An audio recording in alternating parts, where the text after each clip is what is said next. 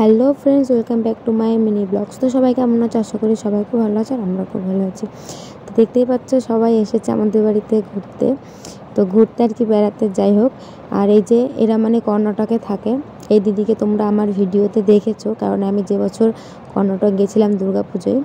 তো যাই হোক, চলো তারপর আমরা খাওয়া দাওয়া করার পরে চলে গেছিলাম একটু গঙ্গার ধারে।